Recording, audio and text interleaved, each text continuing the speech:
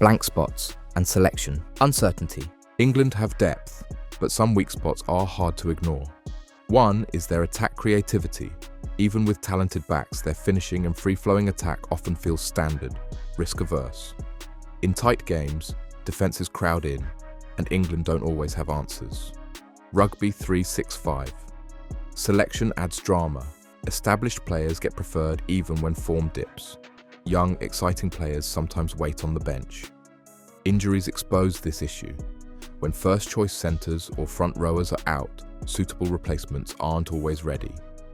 New Zealand, identity, depth, and growing outside pressure. The All Blacks still cast a long shadow, but cracks are emerging. Recently, they suffered a record loss to South Africa, 43-10 at home. South Africa's aerial game and physicality threw New Zealand off. Players admitted the team didn't adapt to pressure well. Another concern is identity. With players quality tested overseas, shifting tactical trends and different regional expectations, there's a feeling New Zealand is trying to do too many things. Maintaining their core values, speed, physicality, discipline, becomes harder when global styles evolve fast. Depth beyond the starting 15 is still strong, but injuries are costly. Key absences expose vulnerabilities. Also, managing player load has become harder with club plus Super Rugby plus international demands, especially with travel and rest. Australia, systemic trouble and declining domestic foundation. Australia's issues are well documented. Rugby seems to be struggling from the head office to the heartland. Participation in many regions is dropping. Fan engagement, media attention, and financial stability all feel shaky. Structural weaknesses. The overly large spread of pro clubs and Super Rugby teams means talent and coaching are diluted. Managing 5 or more pro teams when the player base is declining strains resources. Fixture congestion and inconsistent calendar planning hurt clubs, players, and national preparation. Conflicts between club versus country windows, rest periods, and club commitments leave players fatigued. Australia's governing body is aware of this. New leadership has tried reforms, but changes take time. Until domestic pathways, coaching, infrastructure, and culture are reinforced, Wallabies will keep having flashes of promise but fewer consistent performances. France and Ireland, style versus substance, consistency issues. France lives in style. Their flair and unpredictability excite fans, but when facing organised physical power, consistency is a challenge. Injuries to key individuals often disrupt momentum. Depth is good at the club level, but national cohesion sometimes falters due to changes in coaching, rotation, and tactics. Ireland appears stable, strong forward pack, well coached, disciplined. But their weakness lies in adaptability when the opposition forces dirty work in the tight game, sets, or when kick pressure builds. Also, when injuries remove experienced heads, there's a drop-off in leadership. Common Tier 1. Weakness threads. Complacency after success. Winning creates expectations. Sometimes that leads to slow evolution, holding on to old tactics rather than adapting where needed. Selection politics and experience bias. Veterans get chosen.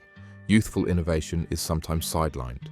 That can slow the game down and reduce unpredictability. Media and fan pressure. High-stakes games with a legacy at risk increase pressure. Mistakes are magnified. Teams can become overly conservative. Player welfare and burnout. More games, more travel, greater load. Even top unions are being stretched.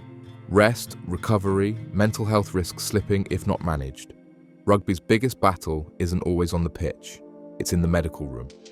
Concussions, long-term injuries, and mental burnout have pushed the sport into a crisis.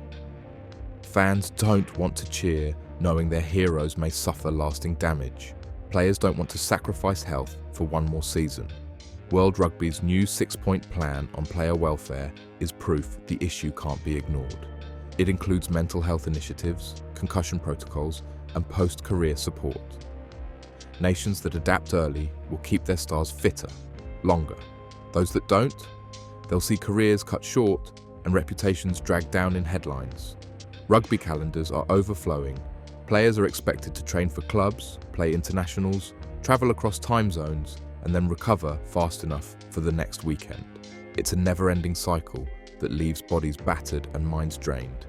Tier 1 nations at least have resources to rotate players. Tier 2 sides, they often run their best 15 until they break. The result is predictable, tired squads fading in the second half of tournaments. Unless unions find a way to balance revenue needs with recovery, the game risks burning out its best talent before their peak. This is the future no one can dodge.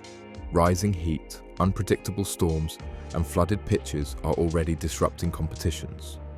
Training in 40-degree heat isn't just uncomfortable, it's unsafe. Rescheduled matches, travel chaos, and damaged facilities are now part of the rugby calendar. We've already seen unions investing in shaded stadiums, better hydration protocols, and even shifting kickoff times. But wealthier nations adapt faster.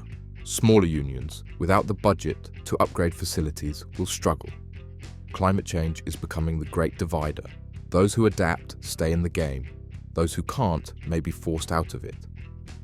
Money has always decided rugby's winners and losers, but the future will raise the stakes.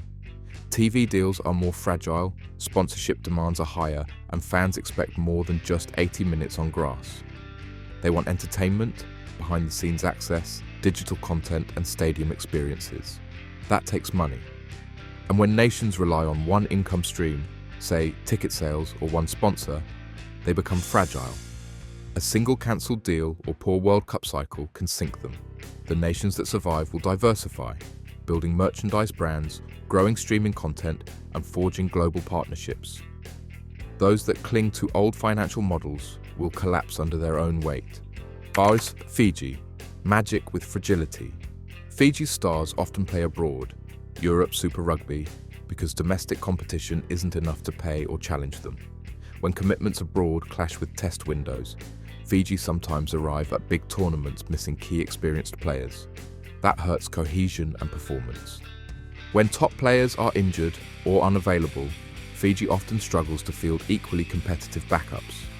The jump in quality from the first choice to the bench is big. This makes them vulnerable over multi-test campaigns or during the latter stages of tournaments where injury fatigue kicks in. Samoa, heart and history, but not enough support. Like many Pacific Island nations, Samoa has limited budgets for healthcare, training infrastructure, and player support. Many players balance amateur or semi-pro status at home with pro contracts overseas. Without strong domestic leagues or recurring reliable income, the national team's preparation can be disrupted. Tier 2. Rugby Samoa often travels long distances for matches or training camps. The cost and time zones, transport, accommodation all add up. Travel fatigue can affect player performance, especially when players come from clubs in different countries and have to adjust. Japan, progress, but recent warning signs. Japan has made big strides. Strong club competition, Japan Rugby League 1, professional players, visibility. But there's concern that they don't face enough top-tier regular opposition outside international windows, which limits their growth. Their league's quality is improving, but experience against Tier 1 nations remains inconsistent. Recent stories reveal tension around coaching hires and leadership transparency.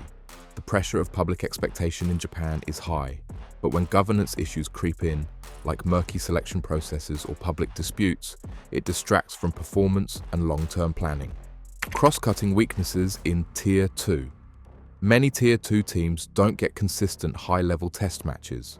Gaps between matches or tournaments mean they can't maintain momentum or test improvements under pressure.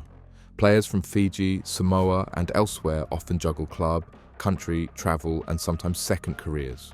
The cumulative fatigue wears down performance and increases injury risk. Though some progress has been made, many Tier 2 nations still have weaker systems for developing young female players or for bringing women through competitive leagues. Also, youth setups, U20s, schools, may not have equal access to resources, coaching, and matches. What are your thoughts on this? Let us know in the comments. Don't forget to like and subscribe to the channel.